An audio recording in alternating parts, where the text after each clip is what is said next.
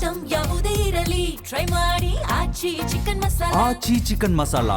ಹುಬ್ಬಳ್ಳಿ ಬಳಿಕ ಕೊಪ್ಪಳದಲ್ಲೂ ನಡೀತಾ ಲವ್ ಜಿಹಾದ್ ಅನ್ನೋ ಪ್ರಶ್ನೆ. ಕಂಪ್ಲಿ ಗ್ರಾಮದ ಮುಸ್ಲಿಂ ಯುವಕನಿಂದ ಲವ್ ಜಿಹಾದ್ ಮಾಡಲಾಗಿದೆ ಅನ್ನುವಂಥ ಆರೋಪ ಕೇಳಿಬರ್ತಾ ಇರೋದು. ಮುಸ್ತಾಫಾ ಎಂಬ ಯುವಕನ ವಿರುದ್ಧ ಲವ್ ಜಿಹಾದ್ನ ಆರೋಪ ಕೇಳಿಬರ್ತಾ ಇದೆ.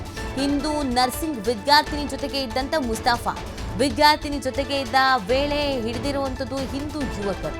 ಮುಸ್ತಾಫಾ ಮೊಬೈಲ್ ಪರಿಶೀಲಿಸಿದ ಹಿಂದೂ ಯುವಕರು ಮೊಬೈಲ್ನಲ್ಲಿ ಹಲವು ಹಿಂದೂ ಯುವತಿಯರ ಫೋಟೋ ವಿಡಿಯೋ ಎಲ್ಲ ಪತ್ತೆ ಆಗಿದೆ. ಜೊತೆಗೆ ಮುಸ್ತಾಫಾ ಮಟ್ಕಾ ಬರೆಯುವುದು ಸಹ ಪತ್ತೆ ಆಗಿದೆ. ಯುವತಿಯರ ಜೊತೆಗೆ ಇರುವಂಥ ಅಶ್ಲೀಲ ವಿಡಿಯೋಗಳು ಸಹ ಪತ್ತೆ ಆಗಿದೆ. ಕೂಡಲೇ ಮೊಬೈಲ್ ರೀಸೆಟ್ ಮಾಡಿರುವಂಥದ್ದು ಮುಸ್ತಾಫಾ. ಹಿಂದೂ ಯುವತಿಯನ್ನು ಮದುವೆ ಆಗಿರೋದಾಗಿ ಹೇಳ್ತಾ ಇರುವ ಮುಸ್ತಾಫಾ ನಗರ ಪೊಲೀಸ್ ಠಾಣಾ ಎದುರು ಹಿಂದೂ ಯುವಕರು ಜಮಾವಣೆಗೊಂಡಿದ್ದಾರೆ. ಇದೀಗ ಹೋರಾಟವನ್ನು ಮಾಡ್ತೀವಿ ಅಂತ ಹೇಳ್ತಾ ಇದ್ದಾರೆ.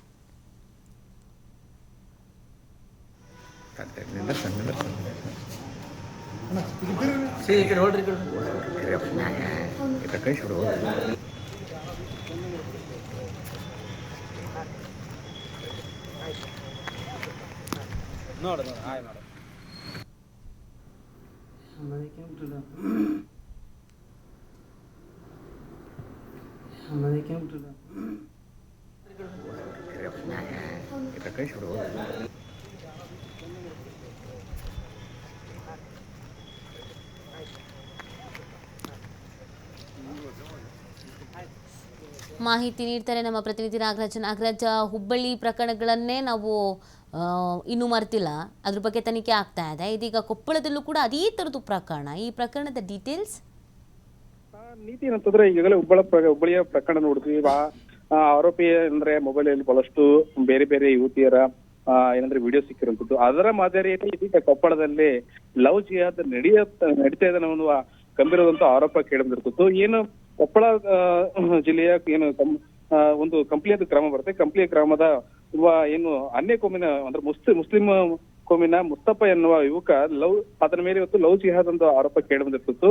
ಸ್ವತಃ ಮುಸ್ತಫಾ ಏನಂತಂದ್ರೆ ನರ್ಸಿಂಗ್ ವ್ಯಾಸಂಗ ಮಾಡ್ತಿದ್ದ ವಿದ್ಯಾರ್ಥಿಯನ್ನ ಪುಸಲಾಯಿಸಿ ಏನಂದ್ರೆ ಬೇರೆ ಬೇರೆ ಕರ್ಕೊಂಡು ಹೋಗಿ ವಿಡಿಯೋ ಮಾಡ್ಕೊಂತ ಇದ್ದ.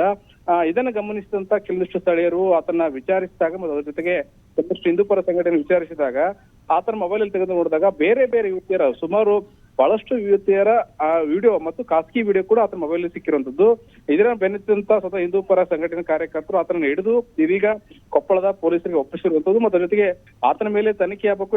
ಯಾಕಂತಂದ್ರೆ ಕೇವಲ ಆತನ ಮೊಬೈಲ್ ಅಲ್ಲಿ ಬಹಳಷ್ಟು ಖಾಸಗಿ ಆದಂತ ವಿಡಿಯೋ, ಅದು ಒಂದೇ ಯುವತಿ ಎಲ್ಲ ಬೇರೆ ಬೇರೆ ಯುವತಿಯ ವಿಡಿಯೋ ಇರುವಂತದ್ದು. ಆ ಕಾರಣಕ್ಕಾಗಿ ಆತನ ಮೇಲೆ ಏನಾದ್ರೆ ಸೋಮವಾರ ಕೇಸ್ ದಾಖಲು ಮಾಡಿಕೊಂಡು ತನಿಖೆ ಮಾಡ್ಲೇಬೇಕಂತ ಸ್ವತಃ ಏನಂದ್ರೆ ನಿನ್ನೆ ಆ ಮುಸ್ತಫಾನನ್ನ ಪೊಲೀಸರಿಗೆ ಒಪ್ಪಿಸಿದಂತ ಹಿಂದೂಪರ ಸಂಘಟನೆಯವರು ಮತ್ತು ಬಹಳಷ್ಟು ಬಿಜೆಪಿಯ ಕಾರ್ಯಕರ್ತರು SP ಕಚೇರಿಗೆ ಅಂದ್ರೆ ತೆರಳಿ SP ಗೆ ಮನವಿ ಸಲ್ಲಿಸಿರುವಂತದ್ದು. ಈ ಬಗ್ಗೆ ಸ್ವತಃ ಮನವಿ ಸ್ವೀಕರಿಸಿದಂತ SP ಅವರು ಈ ಬಗ್ಗೆ ಆತನ ಮೊಬೈಲ್ ಯಾವ್ಯಾವ ವಿಡಿಯೋ ಇರುತ್ತೋ ಅದ್ರ ಜೊತೆಗೆ ಯಾರ್ಯಾರು ಯುವತಿಯವರು ಮುಂದ್ ಬಂದು ಕಂಪ್ಲೇಂಟ್ ಕೊಟ್ಟರೆ ಖಂಡಿತ ಕೂಡ ಆತ ಮೇಲೆ ಆಕ್ಷನ್ ತಗೊಂತೀವಿ.